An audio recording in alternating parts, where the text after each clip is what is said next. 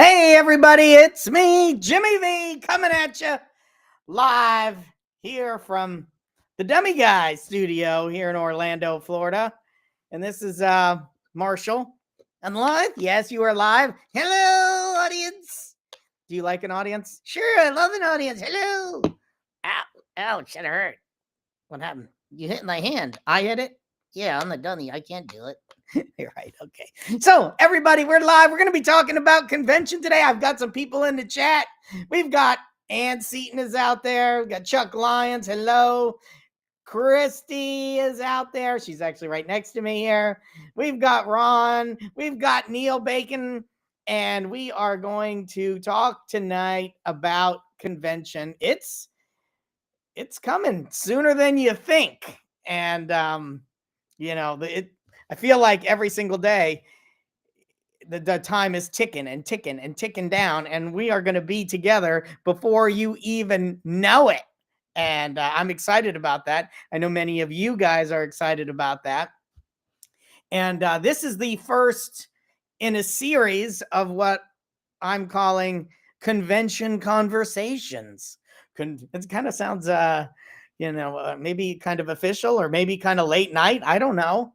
But we're kicking it off. We're kicking off Convention Conversations, episode number 1, with a fabulous special guest, a very, very great friend of mine, and actually somebody that I met when I went to Ventriloquist Convention early on, maybe my first time. I can't even remember. And we hit it off. And I recognized this gentleman as somebody who knew a lot about ventriloquism and puppetry and the community, and was always very welcoming and excited to talk about Vent, to show off puppets, to talk about puppets. And, that was always near and dear to my heart, because that's why we even went to a ventriloquism convention, because I wanted to talk about puppets, learn about ventriloquism, talk about ventriloquism, meet ventriloquists.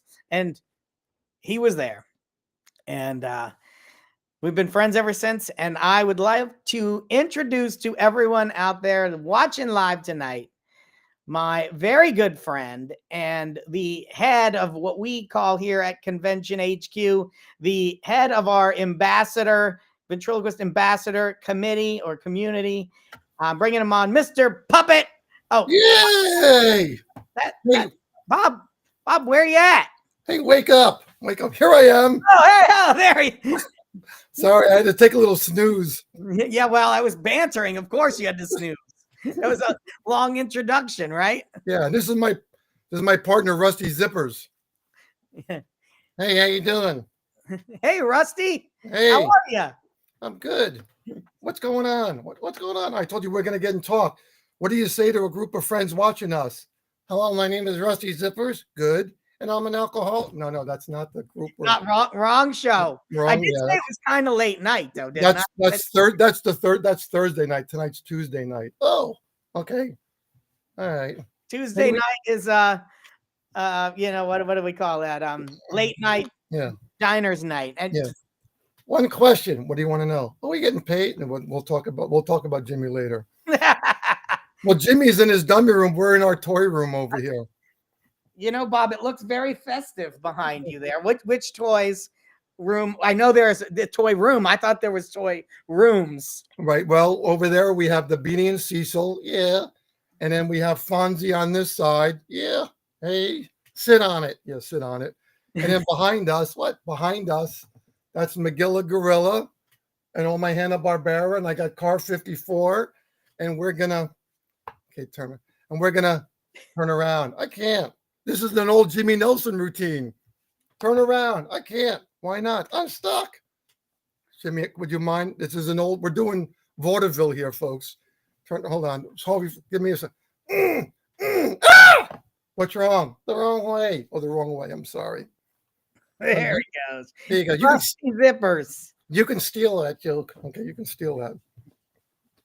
Yeah. I see Fozzie Bear back there. It's Fozzie. That's a replica. That's my let me take a little sip from my Woody Woodpecker cup. Oh. Bob, it always looks so fun where you're at. Yeah, that's a replica of Fozzie Bear. No, that's Ralph the dog. Oh, we're off the. Ralph the What am dog. I saying? There's Fonzie, I and don't. on this side there's my Beanie and Cecil, Magilla Gorilla, and then Is that what you know when you get frustrated, you punch that punching bag the there? punch bag, the bop bag. No, I Yeah. don't punch that one because that's too expensive. Yeah, sure. Yeah, that's Magilla Gorilla. Yeah. Yeah, And I remember when we used to have those little bop bags when we were kids. Yeah, and here's another one. I'll turn it around. And then I got a Batman one. There's Oh. my Batman. Of course. And Bam. there's my Partridge family. That was my first love, Lori Partridge, not Marsha Brady. Everybody wanted Marsha Brady. I was Lori Partridge. Who was your first love? Sherry Lewis. All right. Well, at least you're in the right. We've got some more people who have joined. We've got Dan Batten out there. Hello, Dan. Terry Hay. We've got who else out there? Steve Petra. Hey, Steve Petra's out there. Oh, Steve Petra. Look, I'm drinking the Steve Petra. He's got a Woody Woodpecker cup too. I sent him as a gift. Yeah. We love Woody Woodpecker. Yeah. Neil said the Bob bag would have been life size in my house. Yeah, especially for the belly. You know, always a comedian. Always all the comedians on me. Yeah. But yeah, when I was little, it would have been life size for sure. I think that was the whole point. Right. Yeah. Well, he's got Dunlap's disease. Yes, I have to tell you, for the friends that are asking about my health, I do have Dunlap's disease. You know what Dunlap's disease is, Jimmy? No, tell him, Rusty. That's when your belly Dunlap over your belt buckle. You know.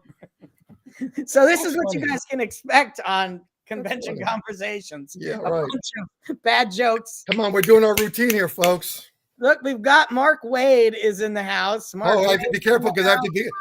Mark should enjoy this because I'm going to do half his act. Hi, Mark. This is actually an early Joel Leader figure. In fact, when I showed Joel this figure, he actually doesn't remember it. That's how far back. Yeah. Rusty's been with me for over 22 years. Yeah.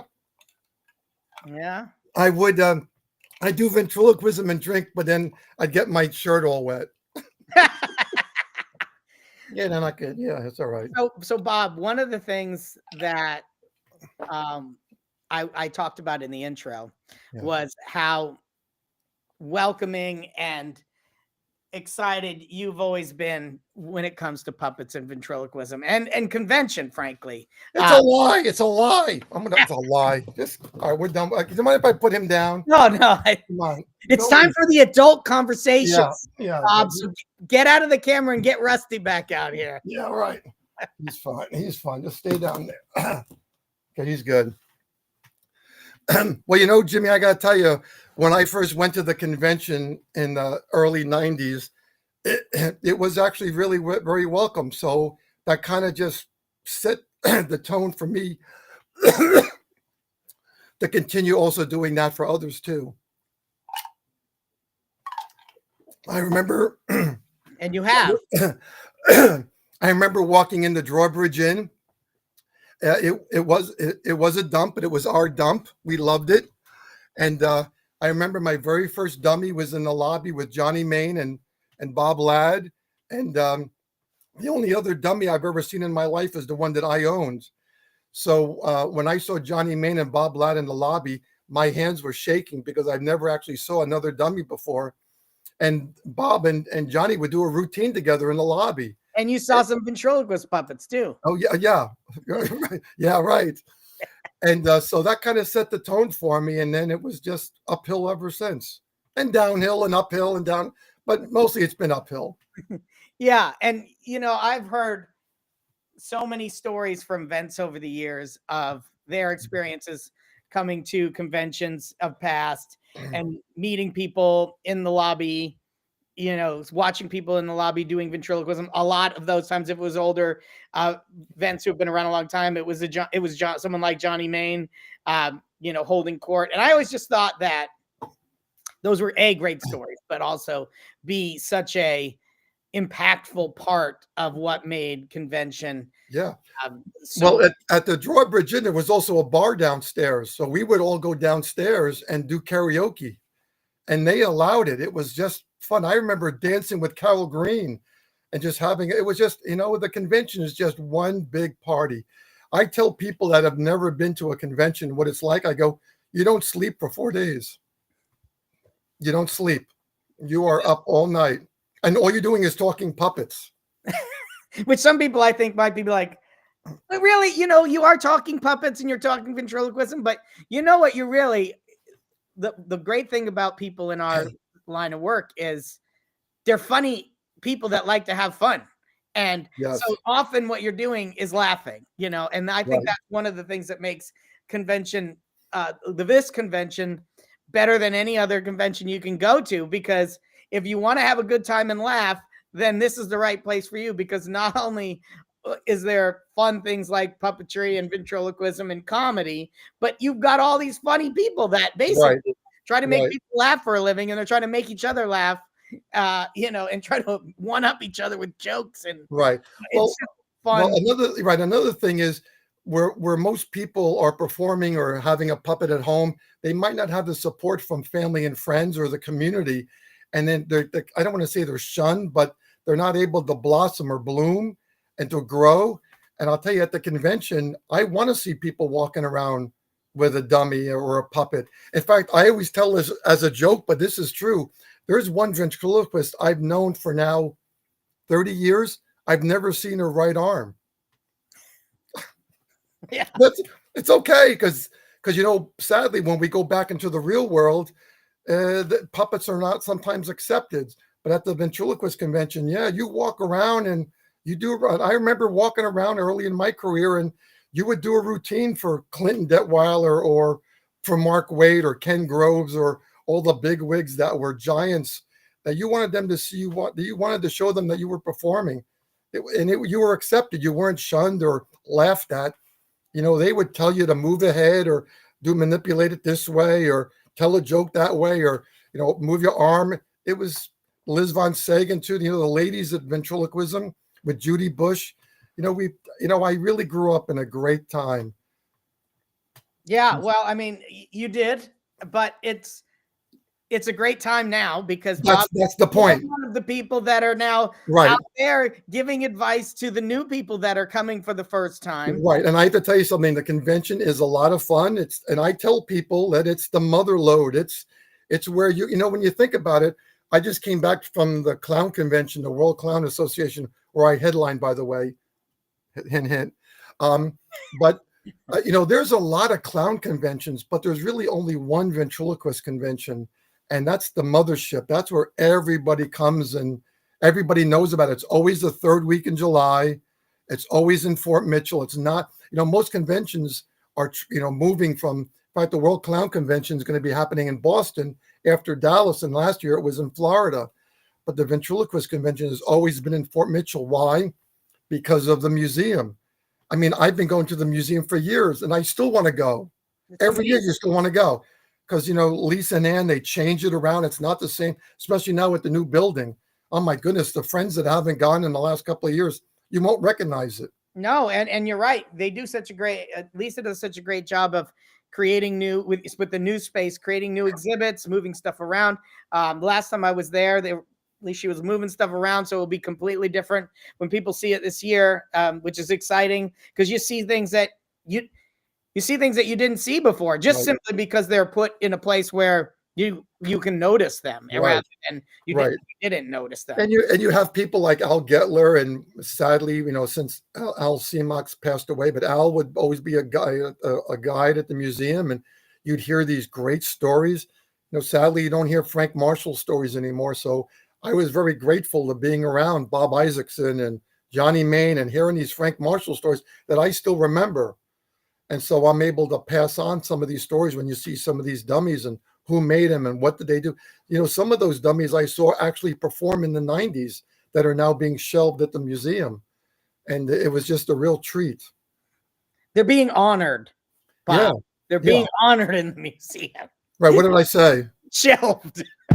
what I mean by that's what I mean by shelved is they're being displayed. Yeah, I know what you meant. I'm not. No, please, that's not what I meant. No, no, that's not. I know. Yeah, they're putting They are shelved, Bob. They are shelved. right, But you know, right. they're You know what? I have to tell you something. Going to the museum for many years early in my career, I always wondered why some of them never slipped out of those chairs. I never knew if they were tied down or anything. Because when you think about it, ventriloquist dummies were never really created to sit on their own. They were designed to either be in a box or on your knee or on a table. They weren't designed to sit in the chair. So, they did a great job in not having a McElroy fall forward and cracking its nose. I agree. And I asked Lisa about that, and they weren't nailed down or Yeah. roped down or anything. I'm Yeah. like, man, you guys are good. Because I've had some over here, I got some shelved dummies behind me, and I've had a couple of them do a little tip over. Yeah. I don't know. Yeah, I mean, I have a dummy room myself where I have about 40 vintage dummies, and I have them all roped down because See that one in the corner up there? what's that? Kent on my screen. Oh, I see. Kent Yes. dummy like up at that shelf. Like I don't know. I had a glass shelf up there I was sitting on, and the glass shelf sagged, and then the thing just went boop, and then hit the deck, and I had to fix the mouth. Oh, and I had another one. I had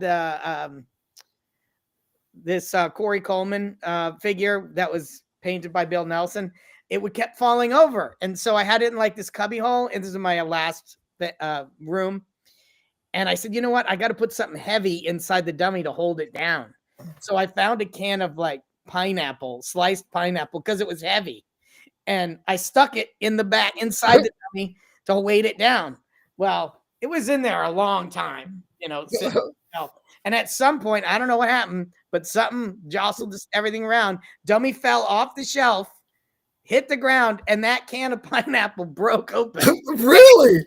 Pineapple inside the damn. Oh my god! Wow. Like old pineapple in there. Wow. Old pineapple juice. That was pretty bad. So be careful. Well, what's that smell? This is why they don't let me. Lisa doesn't let me manage the dummies at Benny. Right. Right. So yeah, but I just came back from the convention, and some of the friends there want to learn about puppets and ventriloquism. I tell them, the Puppeteers of America does have their festival. Their national festival is every other year, and then they have regionals also every other year, so it overlaps. And it's either a national, regional, national. But the ventriloquist convention is the place to be. Yeah, I mean it. Well, if you're interested in Vent, then this is the place to Right. be. Right. And the one thing that scares people about is just like with marionettes is that, I'm not a ventriloquist because I don't work on I'm going to tell you my version of a ventriloquist. If you look in the dictionary, it says nothing about lip control, even though lip control is very important. Let me repeat that. Lip control is very important. However, the word ventriloquist in the dictionary, it means the illusion of two people alive on stage. In fact, in my workshops, I always say ventriloquist starts with the letter V. So there's two. There's two people alive on that. Well, of course, you make the dummy alive, but there's two people alive on stage. A puppeteer works forward where the puppet is the stage, the center of the stage. But with a ventriloquist, it's this way. It's two people on stage. Lip control is very important. Acting and reacting is very important. Manipulation is very important. Script writing is very important. And it's not always about comedy. It could be gospel or motivational speaking. And then also stage presence. So there's just like a baseball player has to hit, throw, catch, run. He has to have the 5 abilities to be a great ball player. The same thing with a ventriloquist. Lip control is very important, but then so is manipulation. You can have the perfect lip control, but if your puppet's mouth isn't open when it's talking, you're still losing that illusion. You're right, and it's ventriloquism, and that includes the non-moving of lips. Is just one piece. Right. The multifaceted skills that really are required to be a great ventriloquist. Right. You got to be an actor. You got to be a comedian, which includes comedy writing. You've got to be a puppeteer because you got to manipulate the puppet so it looks alive. Right. You got to do the ventriloquism, so you got to be able to manipulate your voice, and replace consonants, you know, Right. with the hard sounds with the easy sounds and make it sound normal. You got to not move your lips. You know, there's you got all of these different skills all mashed together to be a great ventriloquist. Right. It's hard, man. It takes a lot of work. Right. Which And add stage presence too. oh yeah, Stage presence that's something you can't learn in a book. Right. That's exactly it.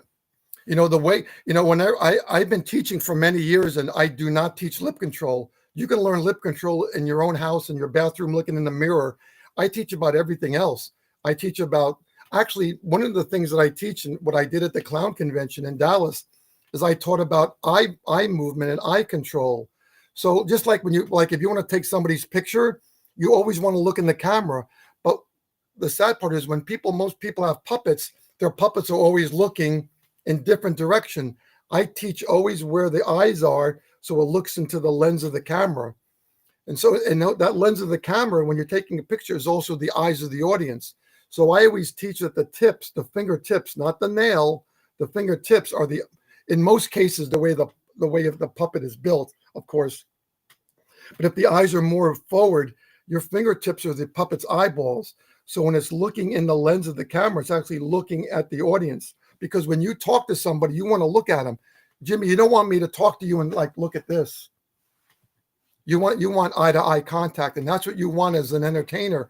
When you break down that fourth wall, you want to be able to involve that audience into your show. How do you do it? By looking at them, or just maybe looking above them. But you don't want to be looking in outer space or at the floor. So that's what I teach. I always teach about eye movement and eye control, which is very important. It is really important. I mean, especially in a world where everything is on the camera, like you're taking photos, you're taking videos, right. You're live streaming, social media, you know, and of course, also in live events, you know, because you have an audience, you want the puppet to be looking at the audience right.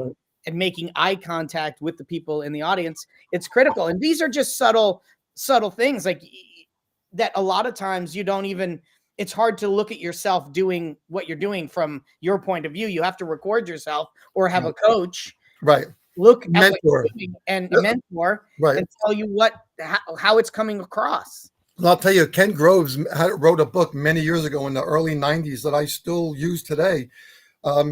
Ken, you know, back then you had to have a video camera. Remember the video cameras you put on your, you know, was the size of a knapsack. But today you can video on your phone. And he said that when you watch yourself back, take a piece of paper and cover yourself and watch the puppet, and then watch it again, cover the puppet and watch yourself. Because you don't want to be a statue. You don't want to be just somebody who doesn't move. Because when you look uncomfortable on stage, your audience is uncomfortable. So the things that I learned, I'm telling you, 30 years ago, some of the things Mark Waid taught in the 90s through those Laugh Maker magazines, I still use in my life today performing on stage, because they're little increments that you can't sometimes learn on your own. You have to learn from the masters, and I did growing up, and that's the advantages of going to the convention. Yeah, and you know what? That is why we have convention. That's why we have you out there. You're going to be doing some event coaching in the evenings with some other events. Yeah, Buddy Big Mountain and David. And David Turner, two great events. Yeah, and there's really no other place to come to get such education and work as it relates to this art. Really, there's nowhere else to go. I mean, and let me add this for free. By the way, we're not charging for this. Well, that's true. I mean, you pay. Of course, you're paying for the registration, but you're not paying me, because here's another thing. I teach that when you're good, I get work, and when I'm good, you get work. You know, when you're there, you know, sometimes people can't afford it. Helping somebody out is for free or for helping them out. It can be a big boost in their career or to become a better performer. Because when you got to charge them all the time, it then becomes it's kind of a little depressing. But coming to the convention, you know, I'll tell you something else, Jimmy. I think Buddy Big Mountain is actually staying an extra day just to help coaching. Yeah, he is, and obviously that's amazing, and we're so happy to have him back at convention. Yeah. Happy to have him, you know, mentoring, you know, others. It's so great for that to have that, and obviously it's great to have a coach and have one-on-one and have that ability, but not everybody can afford to have a coach, or maybe Right. you're not at that level where you need a coach, a full, a one-on-one Right. coach, but Right. you can come to convention and hang around people, practice doing ventriloquism, get feedback, get insights, get coaching from high level performers, full-time performers, part-time performers, people that are, and you can even just, because you're around other people with puppets and you're doing ventriloquism, and you're able to do ventriloquism, you get to do things that you might find you see somebody do something with the way their puppet moves, and then you take that and you kind of make it your own, and you find that, like, oh, that makes my character really stand out, really pop, this certain movement or a certain Right. inflection in voice, and these are things that you don't really discover unless you spend a lot of time goofing around with your Right. puppet, or you're around other people who are also doing. That's when it really comes together. It's like the Napoleon Hill said, two minds never come together without creating what is likened to be a third mind, right? And so when we all come together, that's the power of the mastermind. We're all putting our heads together and we're Right. creating things out of thin air, then and seeing things in a way that we would have not seen on our own. And that Right. happens all the time at convention. Right. And I'm really trying to encourage people to bring their puppets out, and do more jamming, as they call it in the magic convention world. Well, at the clown convention, they do balloon jams all night. Right.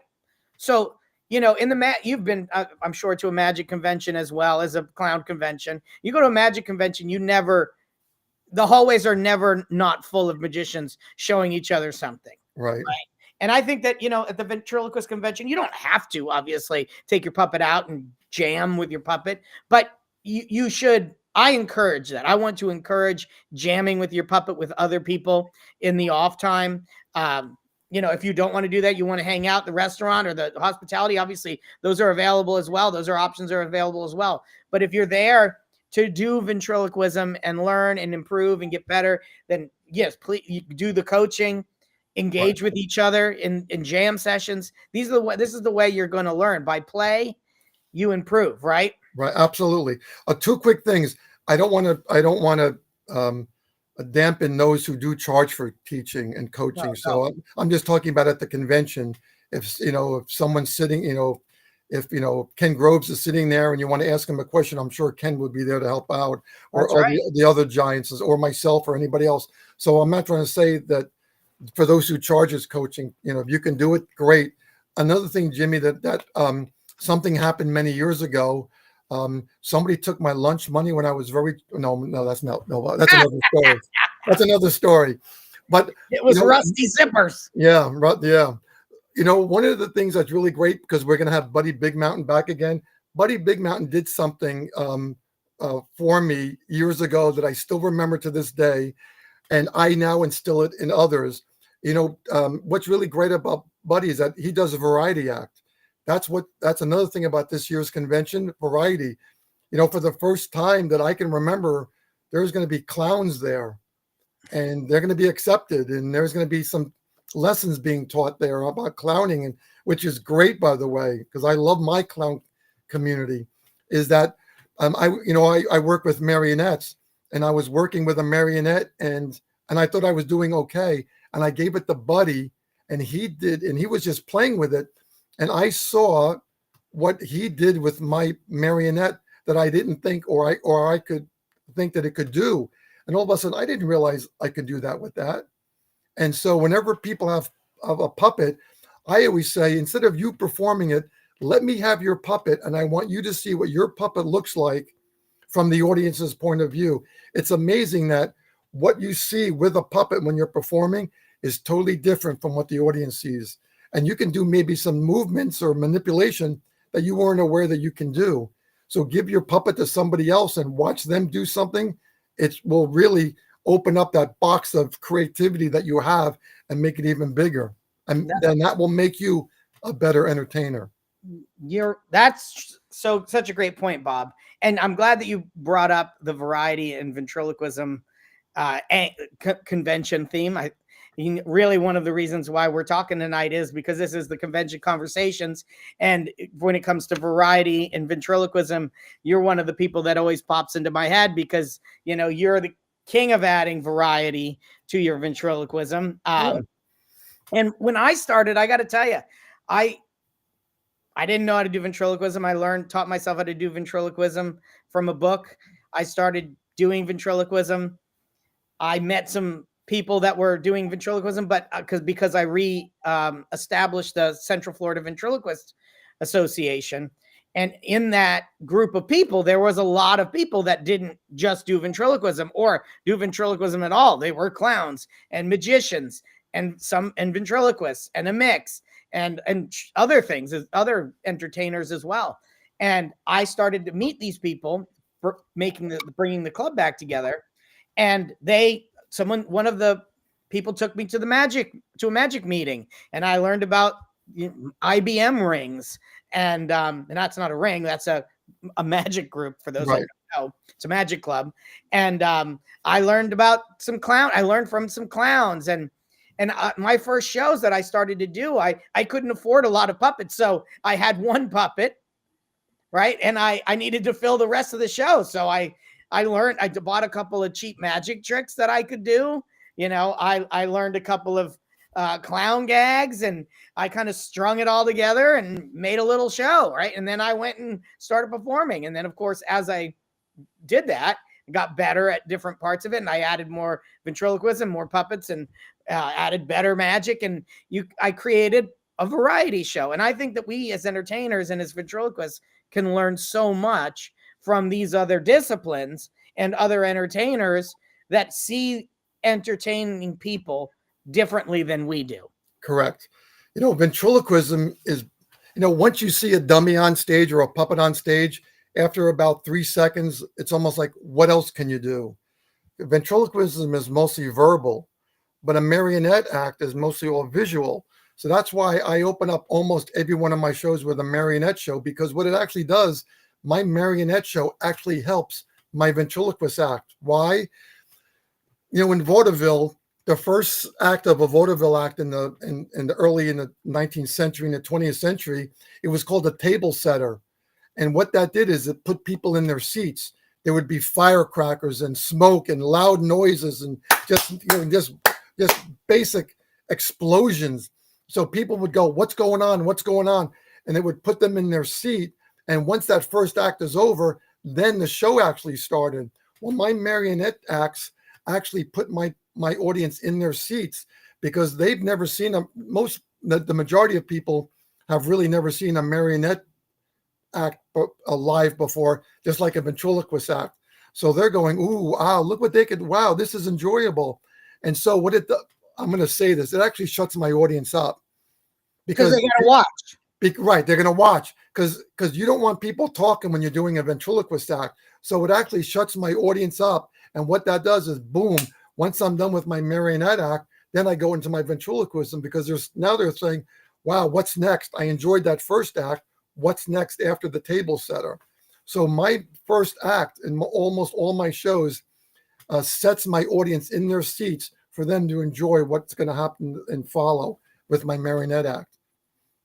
That's a great tip. Well, Bob, I have another special guest backstage talking about shutting up. You are the special guest. These are special guests for you. Wow. About shutting up. Shut me up. Shut up the audience here. Hey, Jimmy, they've been trying to shut me up for years. You know you can't do that. No, that's I've given you the microphone, Bob. I gave you the microphone. Here he is. It's old Roy. Old Roy. Roy, are you there? I'm here. Hold on. Am I on the picture? Let me adjust it. There you go. There he is. You're on the picture there. There he is. Hey there. Hello, Roy. How you guys doing there? Look at that. You can't even see my mouth moving. I can say bottle of beer and you can't see his lips move for nothing. See that? Lip control, I tell you. All right. Don't talk over me. I'm not talking over you. They just can't see your lips moving. We get the idea. Lip control. Did you say lip control? I didn't. That's enough. That was old Roy. See you later, folks. But, that is a great puppet for, having great lip control, Mike. Yeah. Every time he will say bottle of beer, he'll look that way, that way, that way. Yeah. That's where the bar is. That's where the bar is, and James Bond, he's sitting over there at the bar looking at some beauty. That's true. He's over there at the bar sitting with a beauty. That's right. Wow, Mike. So, speaking of variety and ventriloquism, Bob and I have been talking about that. Bob is, always puts lots of variety in his act, but I know that you are also someone who does most of your acts with variety. So That's right. I can see up that dude's dress right there. Look at that. Will you stop that? This is like the Brady Bunch. Who are you? Are you Alice the maid now? I'm going to put him down. No, I'm going to put you away. I didn't mean to say I'm putting him down. There's a story of a ventriloquist named Mike Palmer. Yes, I do. We got to look down. We got to look down like the Brady Bunch. Hey, Mike, how are you? I love it when Jimmy wears the kilt. This is a comedy act. Yes. So that's adding variety. That's it. I'm going to write down some of these jokes, so you guys just keep talking. You write them down. Actually, we just need to send you to Joann's Fabrics to get some new material, Bob. Okay. And it's over here. It's going out of business, so you should get it 70% off. Yeah, exactly. Anyhow, yeah, we're adding variety to our act. We're adding magic and ventriloquism and comedy and jokes to the thing to bring something all together. There are some ventriloquists out there, very talented. Jeff Dunham, Terry Fader, Darcy Lynn. They do an entire show with puppets and ventriloquism, and it's amazing. Because they what's do that? Singing. Well, it was Terry Fader and Terry does impressions and singing. Well, I do impressions too. You do what? You do what? I do impressions. Oh, you do. My impression of Bob Abdu. Oh, I want to say this. Wait. I got to say. I'm going to watch. Go ahead. My impression of Bob Abdu is he's a nice guy. He doesn't really. He wears those funny glasses and stuff like that. But that's my impression of him. Anyhow, and I'm going to horrible. That's that joke.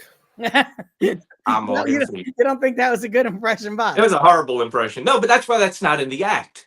See, you have to come to the convention to see the good stuff. So, but no, this is where we're here. We're playing around, and that's what you got to do on stage. You've got to hit the audience hard and for a long time. And you guys, like Bob says, you bring out a marionette, then you bring out a ventriloquist puppet, do a little magic. You just got to keep them wanting more. And every time you bring one thing out, the next thing, like Bob says, it got to be better. The next thing's got to be better. So then you come to the end of the show, for the climax of the show, whatever it is, if it's ventriloquism, magic, whatever your show is, comedy, whatever, you got to hit them with the hard stuff at the very end. I learned long ago, though, if you have a horrible if you're doing an hour show and you'd have a horrible 15 minutes at the beginning and you have a great ending, they forget about that 15 minutes at the beginning. So that saved me many times. But we want to get everything smooth out. What's that? Mike George Burns once said you have to have a great beginning and a great ending and just have a lot of fluff in the middle. You want to leave them. When they leave, you want them to remember the good stuff. You want to wow them. That's right. And so, guys, we're talking here about marionettes and magic tricks and things like that and clowning. But some of this stuff, you don't actually have to let me go buy a magic trick or go buy a marionette and do that in my act. You can also take the skills from people who do these acts and learn lessons from people who do these kinds of acts and incorporate those lessons and those skills. So there's people who do into your act. There's people who sometimes do someone might call a magic trick with their puppet. So does that mean you're not doing ventriloquism and you're doing magic? If you're singing with your puppet, is that not ventriloquism or is that singing? Right. And so I think sometimes when people say variety, they think that, not doing ventriloquism and just doing the other thing, but you can actually do ventriloquism and variety at the same time. Right. Absolutely. Yeah. So, I mean, the one thing about, if you're doing say a 35-minute show, but all you're doing is telling a joke, what's going to happen is after about 15 minutes, is the audience is going to, you're going to lose your audience. So Yeah. what you got to do is you got to just break. It's almost like having a television commercial, basically, or an intermission. You want to just break that and go on to something else, and then go back to it again. So Mike, you do magic, ventriloquism. You do audience participation, correct? I Yes. do the same thing too. You know, having an audience member come up on stage and, you know, just don't just do the same thing. Because I'm Yeah. sure, like even with Jeff Dunham, I'm sure he does stand up before his show, doesn't he? Correct? Yeah. And that's how I warm up my crowd a little bit, very little in the beginning. And sometimes the comedy is mixed with magic. Sometimes the comedy is mixed with ventriloquism, as you'll see probably at the convention this year. But I think it's so important to get the audience on your side at the very beginning. Steve Martin's book says, first 60 seconds is when you get them. If you lose them in the first 60 seconds, you have a heck of a time getting them back. So always try to have something very strong in the beginning. You want to do something where I talk to the audience. Even though I'm going to do a little stand-up, I make them part of the audience. Like a joke, you come out, oh my God, it's already March. Where'd the year go? I said, anybody here make any resolutions for the new year? So I just jumped into that. But what I'm saying is now you're talking to the audience, you're making them part of an audience because you're making them answer back. And from there on out, the rest of my show is kind of like that. I have an audience member come up, people know her, we're laughing, and we're looking at the audience. Sometimes the best things you're doing is whether it's even with the ventriloquist dummy or whether it's with a spectator helping you out. Sometimes you have those nights where somebody is doing everything completely wrong, but it's comedy gold. And all you can do is, you don't have to say a word. You just look at the audience and you do the old, what his name? Benny, what's his name? Jack Benny, Benny. you know, like this, and you get a big Well, laugh. I do this. I saw that. That's nice. You know, years ago, that started as you holding the toupee on them. that's Right? basically what it was. Yeah, on a that windy was day. windy. 'Cause I do outside shows. So, yeah.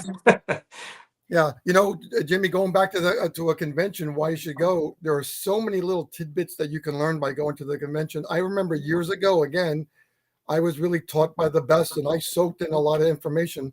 Someone also told me that ventriloquism is like eavesdropping on a conversation, because remember, ventriloquism is basically all verbal, so you have to have listening ears for it. And here's an example. Let's make believe you go into the post office and you're in line at the post office. If somebody is on the phone in line, you know, if they're having a boring conversation, you want them to get off the phone, and it's aggravating. But if they're having a juicy conversation, you know, you want to listen in. And that's actually what ventriloquism is. It's basically two people just talking on stage. But you want that dialogue, not a monologue, a dialogue between the two to be really juicy, so much that you want your audience to be engaged. So, Mike, you're right. Steve Martin says 60 seconds. I say 3 minutes, because that clock is ticking and it gets less and less. And after about 3 minutes, if you haven't gotten them, then you've lost. It's a harder battle to win, because you're digging yourself in the hole. You have to be more engaging and funny. I call it also the hello goodbye routine. Mm-hmm. It makes me sad when I see somebody on stage. They have a 20-minute routine and they're saying hello for 10 minutes and they're saying goodbye for 10 minutes. Yeah, or they say to the audience, I have a friend. You want to see my friend? I have a friend. They bring out the puppet and they go, well, how old are you? What's your name? And my wife says that kind of aggravates you, because if this ventriloquist has a friend, wouldn't you know more information about him? So, you know what's funny about that? What's funny about that is we just lost Ian Varela, who is just one of the funniest guys I ever met. And I actually found I was recording him one day. We were talking about some stuff, and I found the recording, and it was pretty funny because he said when he used to bring out his grandpa puppet, Pops, which was an Axtell storyteller. And he would start, all right, Pops, and he would start asking Pops all these questions. And he was working on a cruise ship at the time. And he said, another comedian came up to him. He says, why are you asking your grandfather all these questions that you should already know? You know, like, where do you live? What do you mean, where you know where your grandfather lives? And so it was very important that the questions that you ask them are stuff that you really may not know.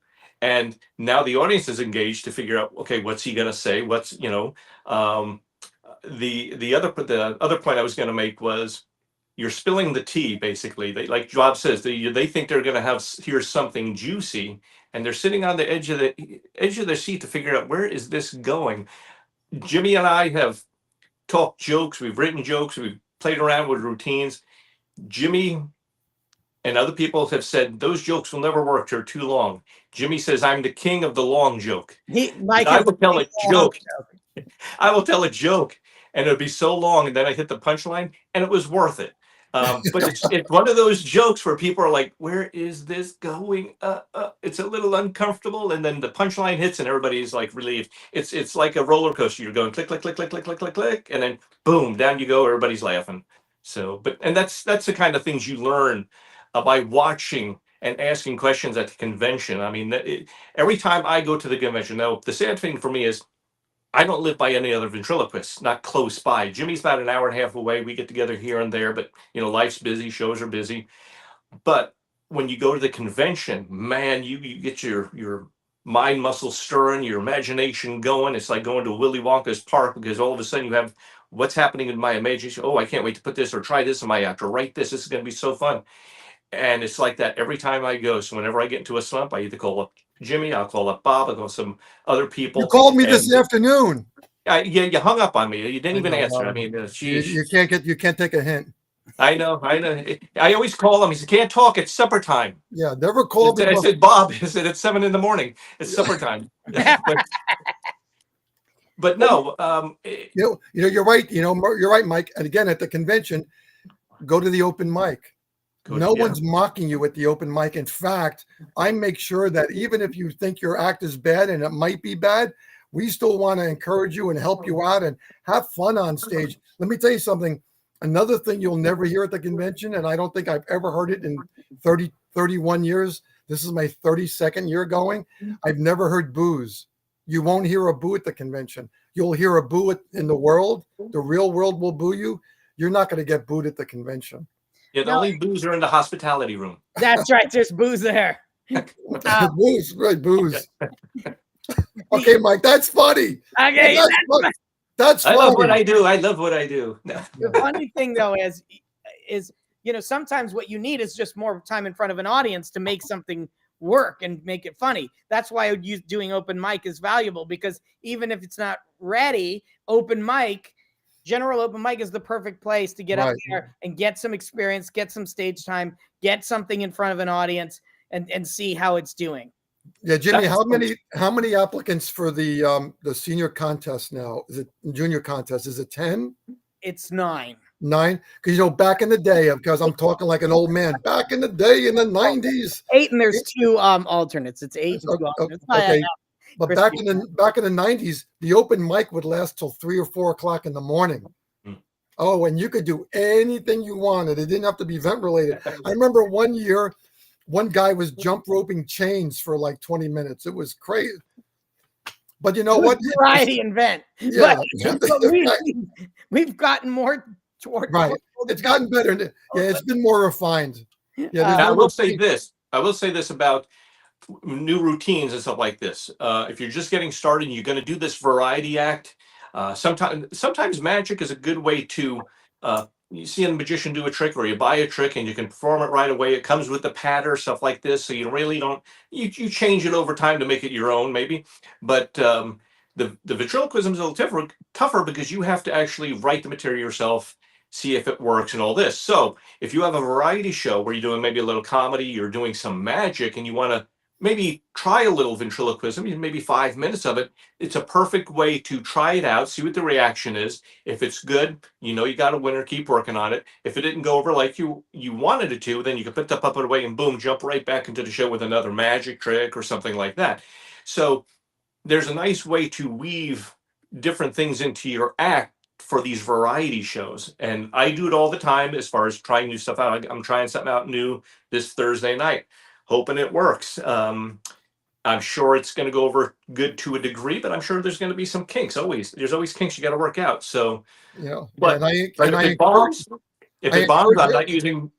I'm not using Abu as a writer anymore. No, it's kidding. It doesn't matter. It doesn't matter. You prepay me for those jokes anyway, Mike. So.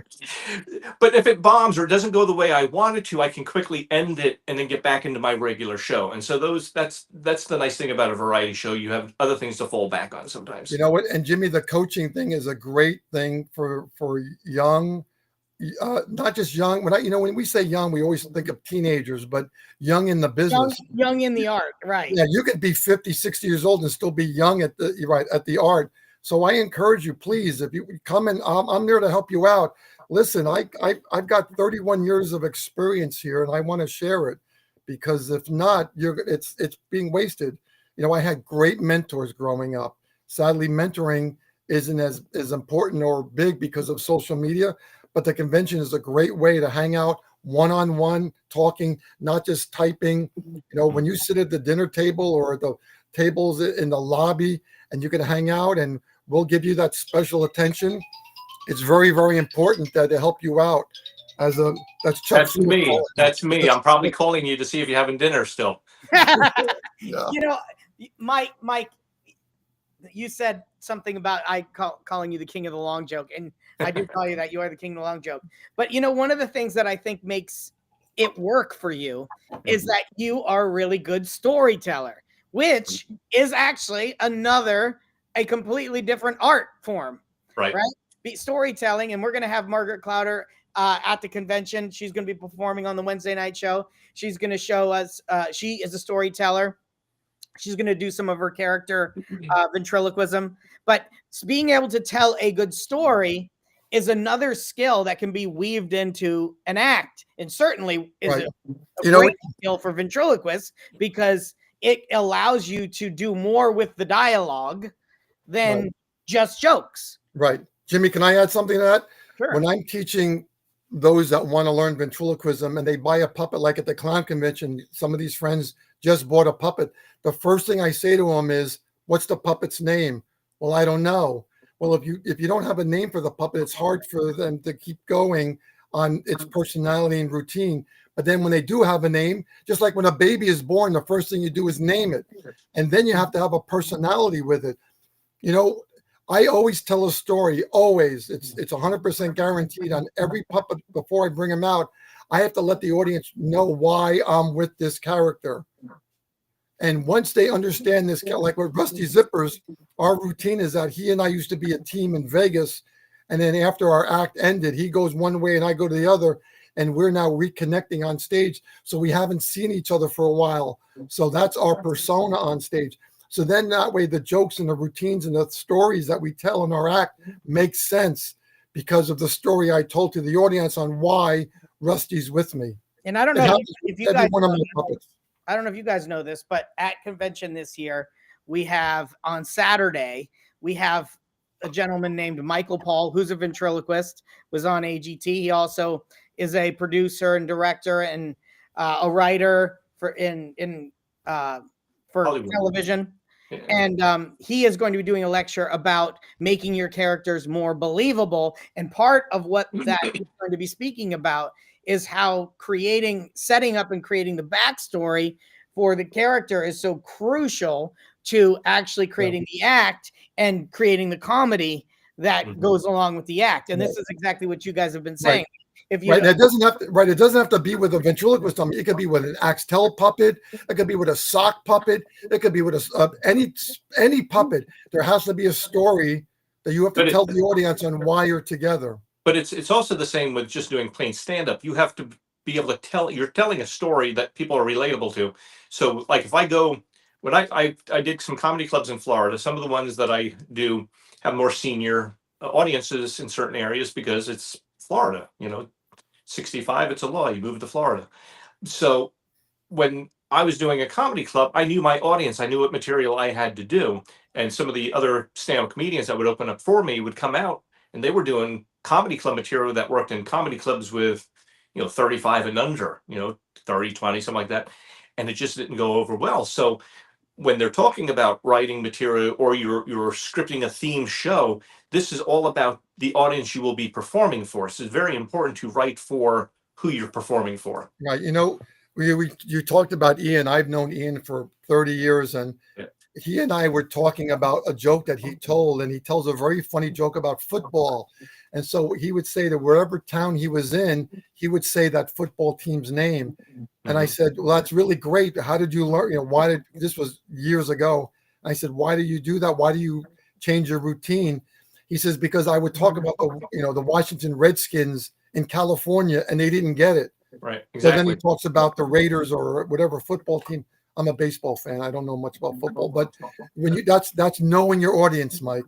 You Yes, just exactly. if a joke happens to be funny, where in South Carolina, it might not be funny in Texas. Right. Exactly. And then there are those ones that Right. go. Everybody And gets transcend. That's the word. Yes, I could have told you that. All right. So, yeah, transcends all across the different country or audiences and stuff like that. But once again, if you're being hired to do I wouldn't do in my adult type show for Bob's kids show. It just wouldn't work. And so, but there are some things in Bob's routine that may translate over to Right. my audience, and same vice versa. You just change it up a little bit. But Right. Like with Rusty Zippers, I only use him for adults. yes, And then again, the problem is when you say the word adult, people think it's X-rated. right. I No, always say the word grown-ups. He performs for mature audiences. But that even sounds bad. yeah, doesn't it? but then when you say mature audience, then people that are like maybe 55 and older might think that, but people in Mature their audiences, you 20s, can't come in here, stupid. you're immature. But Rusty, I have all my adult puppets have Yeah. two routines. They have a G-rated and then a PG-13 rated act, because again, when you're performing, and the way you can tell if you can be a little risque is if they're serving alcohol. If you're serving alcohol, you can maybe get up to that line, but if there's no alcohol there, you might want to keep it a little bit more G-rated. Well, unless the seniors, like my seniors, are on a lot of medications, so it's kind of like Right. Depends on how many pills there are. And That's right. Mike, wouldn't you also agree that depends on what time you perform too? Because the later you perform for seniors, the later it gets, they want to go home. I will say this about performing for seniors: they are probably some of the best audiences you can perform for. They're retired. If you could keep them awake. Well, I do it. I do. I know. I say that as a joke. I hand them no dose before the show, but no, seniors are the ones that go on cruise ships. They're ones who go on vacations a lot. They travel and they're seeing a lot of stuff. And when they're in their retirement communities, they want to be entertained. When they're at an RV trailer park and they have a clubhouse and they want to put a show on, they're there to laugh and have a good time. So, like you said, yeah, know your audience. But I will say, like Bob said, there was a comedy club in the Villages that would start the show at 8 o'clock. They would have a feature go on from 8 to 8:20, 8:30, and then I would go on from 8:30 to 9. It was miserable because it just got too late for some of the seniors. I mean, they're in bed by 9 half the time. Especially if it's raining. If they know it's raining at night, that's even brutal. Well, they don't care where I'm at. I mean, they come out in golf carts and hurricanes here, so that's not a lie. I got pictures of them trying to drive under a golf cart bridge after a hurricane, and it's flooded, and for some reason they think it's the same boat as on It's a Small World after all, but it's not. But the same problem is I've had shows at 10 o'clock in the morning, and sometimes that's too early, even though that's like midday for them. But 6:37 prime time for senior shows. Yeah.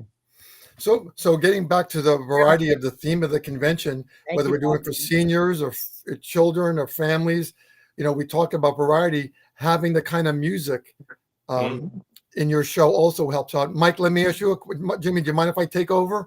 No, but we're going to be wrapping it up here in a couple minutes, gentlemen. Okay. Wouldn't you agree that pre-show music is also very important? No. Oh. No, it is, and it's funny you bring that up because when I'm performing a show, like 5 minutes before the show, or 10 minutes, I have the person who hired me to make an announcement about turning off the cell phones, and that would be a good time to use the restrooms, yada yada. 5 minutes before the show, I start playing some music, and what that does is it cues my audience that hey, something's about to happen. We better sit down and we better get quiet. The show's about to happen, and then they introduce me and off to the races. Yeah, absolutely. So, Jimmy, this year's convention is going to be the bomb. I'm super excited about it, guys. I'm excited to bring the idea and the concept of variety in acts to help people grow and really, this is all about being a better entertainer. That's what really the ventriloquist convention is about, being a better ventriloquist and ultimately a better entertainer. learning from other people is a core component of that. Learning from other disciplines is going to be what we're focused on this convention. So it's going to be unique and fun. I hope that you guys don't miss it. You should be there. I'll be there. I hope to see you. See you there. Well, I see Bob there. Man, you guys look remarkably similar. I don't know. I can tell. I got more hair. Oh yeah, true. That's true. He got all your hair, Bob. Yeah. I'm excited about it. There's going to be lots of special surprises, of course, in store. We've got great acts and great people. And thank you to all the people that are volunteering and helping. I appreciate all of that. For those of you who put in for the senior and junior event showcase, I will be sending out emails tomorrow about that. And I will let you know if you got in time. And so wait for that. I'm not going to announce it publicly. I'm going to announce it privately, and I'm sure they can announce it if they want to make it public. And I'm excited. We're getting closer and closer by the month, and but it'll be here before we know it. And I appreciate you guys coming on with me to share your experience about convention. Well, thank you, Jimmy, for inviting us. Mike, it's great to see you again. Good to see you, Bob. Good. I'll be calling you just to be ignored later today. So we'll unblock them. We'll unblock you on our phone. Still supper. I mean, he probably has to go back and eat. Right. Yeah. And just remember, work on your lip control, and pretty soon you'll be able to say bottle of beer without moving your lips. That works. A boy bought a basketball. The old That's Jimmy great. Nelson routine. A boy bought a basketball. Okay. All right. That's it, gentlemen. Hey, I hope you guys have enjoyed our time together. Thank you, Jimmy. Thanks, Mike. I'll care, see guys. everybody in a couple of months. See you guys in July. See ya in July. Learn out.